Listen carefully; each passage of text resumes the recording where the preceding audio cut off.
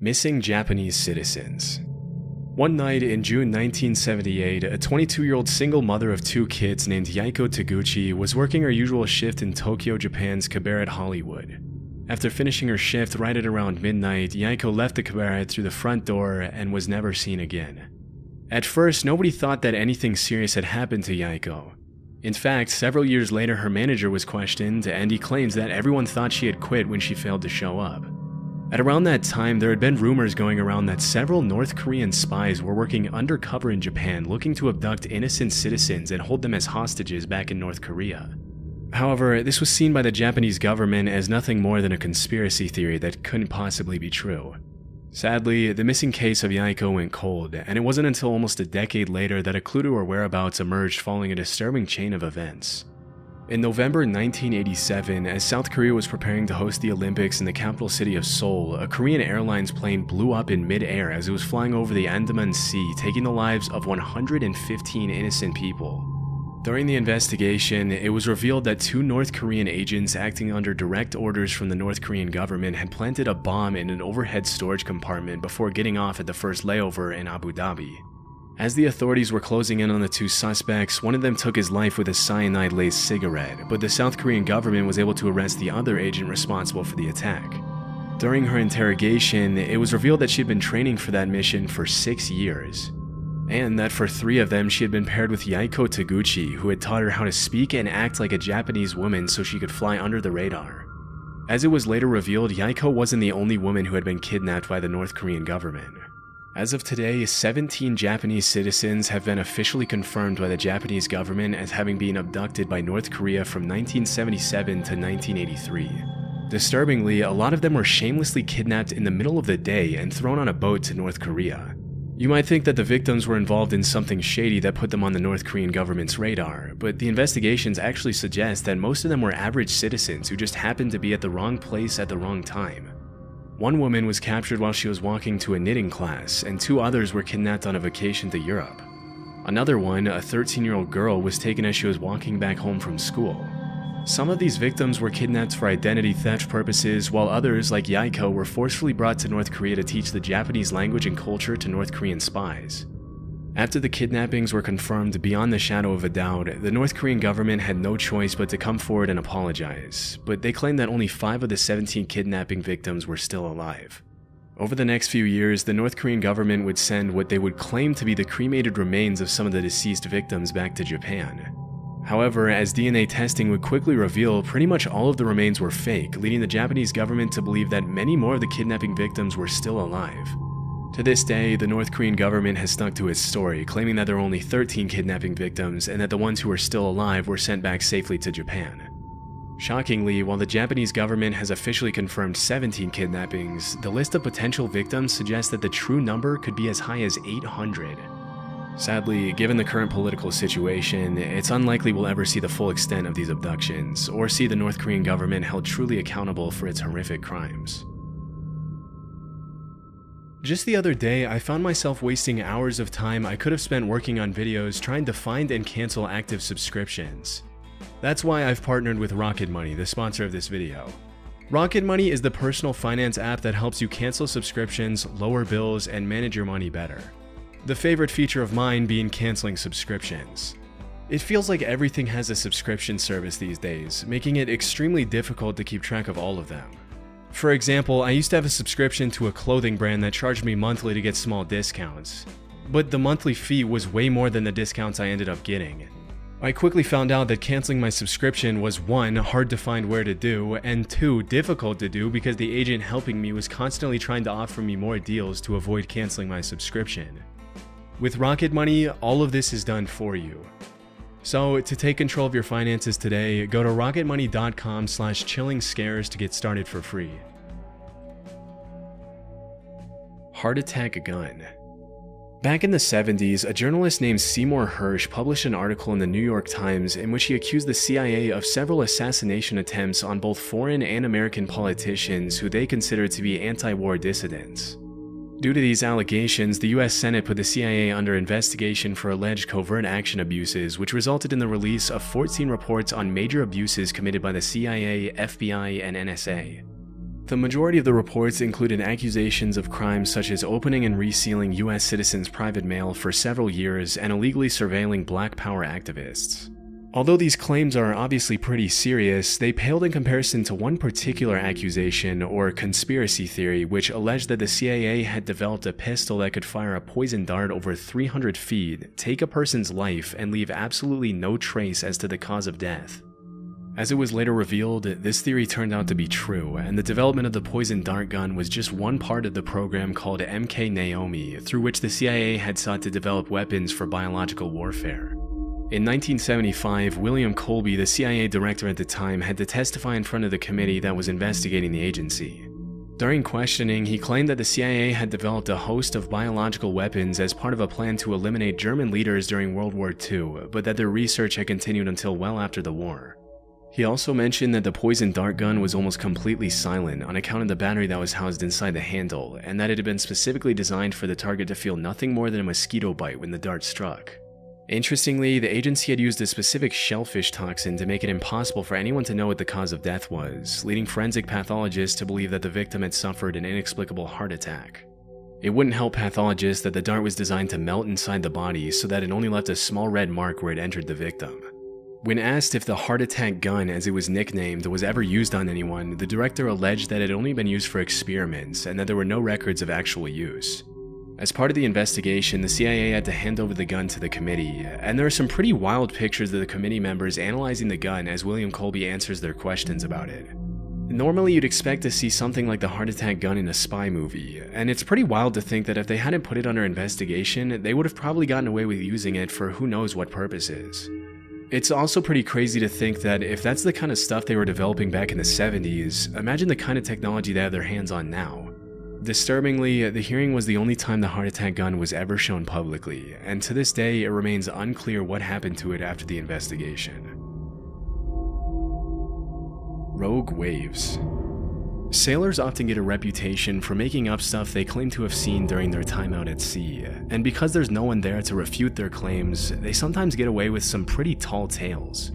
For centuries, sailors all around the world had talked about seeing monster waves on the open sea that would allegedly reach over 100 feet in height. In 1826, a French captain claimed that he had seen a 108-foot tall wave in the Indian Ocean. Even though he had 3 sailors with him who backed up his claims, when he came back to the mainland, he was publicly ridiculed by the scientific community, as it was widely believed that it was impossible for a wave to be higher than 30 feet tall.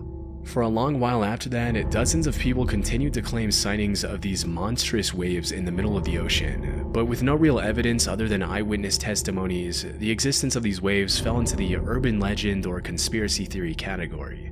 In the 80s and early 90s, the Draupner platform was set up in the North Sea off the coast of Norway to extract natural gas.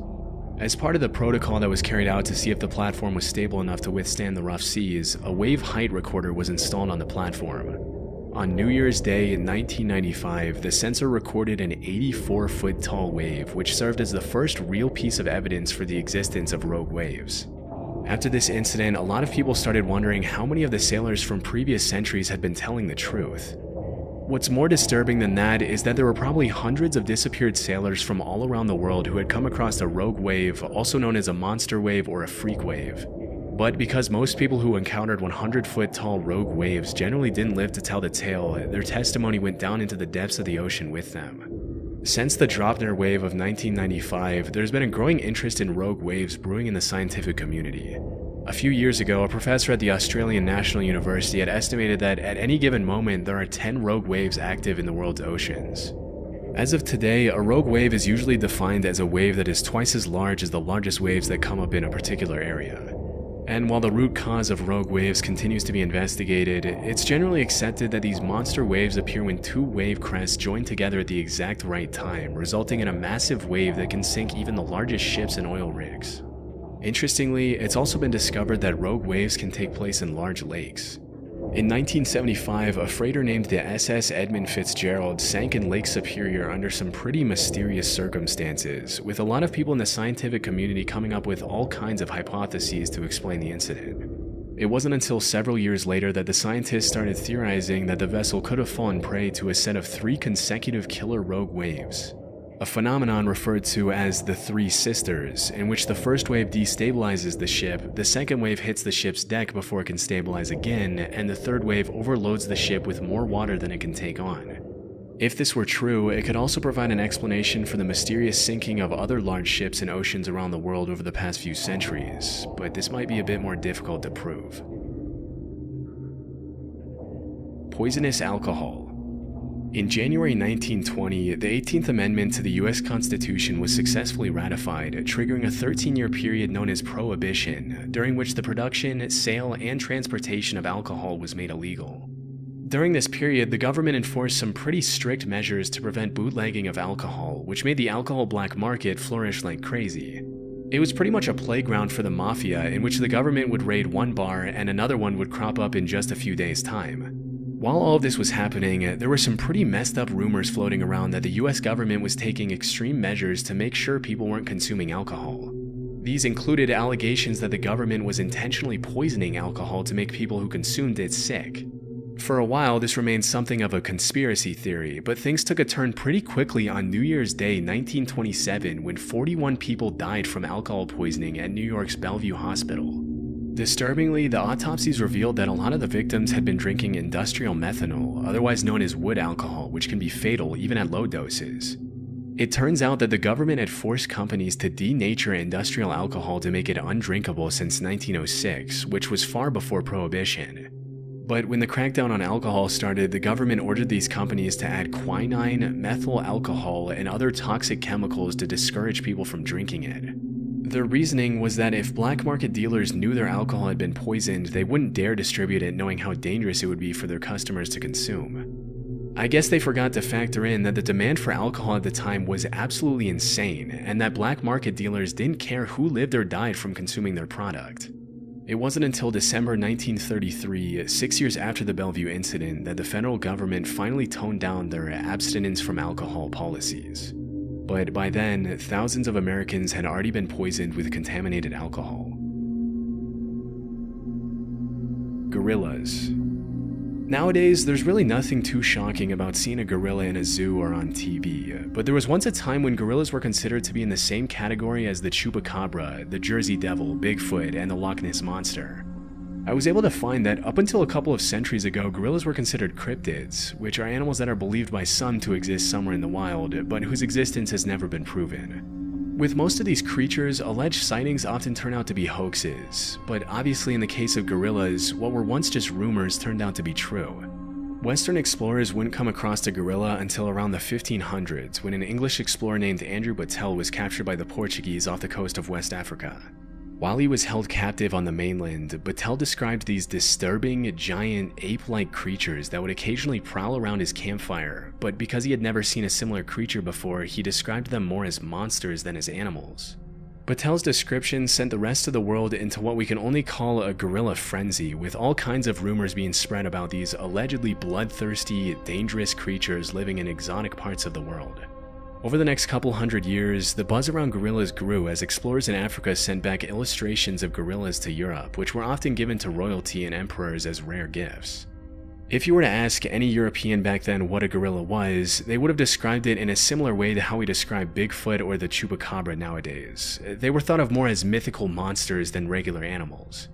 It wasn't until over 200 years or so later that an American naturalist named Thomas S. Savage found a gorilla skull in 1847 during an expedition to Africa, which was the first piece of real proof for the existence of these animals. Naturally, this triggered a bunch of new expeditions to the area, and between 1855 and 1859, French explorer Paul Duchaillu confirmed the existence of gorillas and even brought some back dead.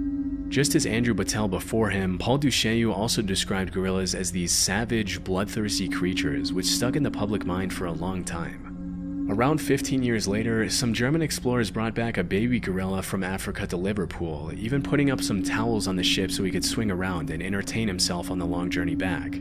As you can probably imagine, as soon as the ship arrived back in Liverpool, people started flocking around the hotel where the gorilla was allegedly being kept to catch a glimpse of the once mythical creature.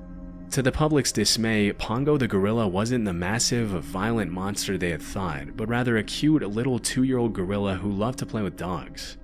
A few years later in 1902, a German explorer named Robert von Beringe killed 2 mountain gorillas, which were huge in comparison to the baby gorilla that the previous German explorers had brought back. And that was really the first time the public was able to understand what a full-sized adult gorilla looked like. It's pretty crazy to think that at some point these animals that we now see as normal were once seen as legendary monsters.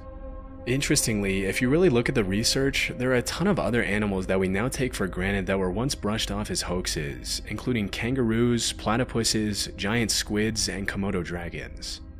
With so many of these myths turning out to be true, it really makes you wonder how many animals are out there that we have no idea even exist.